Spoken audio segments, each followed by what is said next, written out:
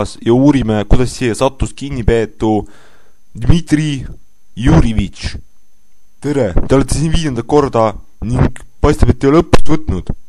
No õppust võtnud, no mina ei tea, mina ei ole õppinud midagi nagu vanglas, no mulle ei meeldi, aga no saab süüa juua. No tähendab, mina sain eile nagu Rummu vanglast välja, istusin 5 aastat nagu politsei koera tapsin ära.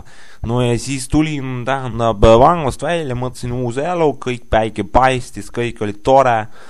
No ja siis ma sain Ivaniga kokku, no Balti jaamas, nagu kõik oli tore. Mis te tegite seal Balti jaamas? No tähendab, Balti jaamas sain kokku, Ivan ütles mulle, no nahku, pashli, popjom piiva. No ja siis me rääkisime nagu Sadama City Marketisse, no see oli uus market, kõik oli, kurat, seal oli nii ilus, mida kohe tulid vanad kombed meelde, aga no ma ütlesin, kurat, ma olen ju nagu välja saan vanglast alles, et nii ei saa, kurat. Läksime poodi ja kurat, no mina küsisin Aleksei käest kohe seal toidupoes viinaleti juurde, no mida me võtame? No ja siis kurat järsku Aleksei ütles, mida me võtame? Nahku, kõik võtame! Võttis püstoli kohe välja, ma vaatasin, oi kurat, no ja siis ta läks kohe kassaleti juurde, nikamu не двигаться, деньги сюда, быстро!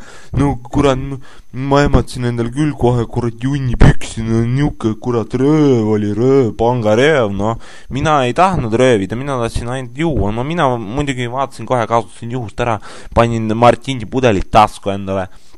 Ja siis noh, müüja jõudis häirekella vajutada, me nii kui välja jõudsime, nii kohe politsei buss keeras ette, kui me lendasid välja, noh, aga juhtus nii, et Aleksei nagu, Aleksei oli mul vanast sõber Ivan jooksis uksest välja nagu ja jooksis otse bussi alla.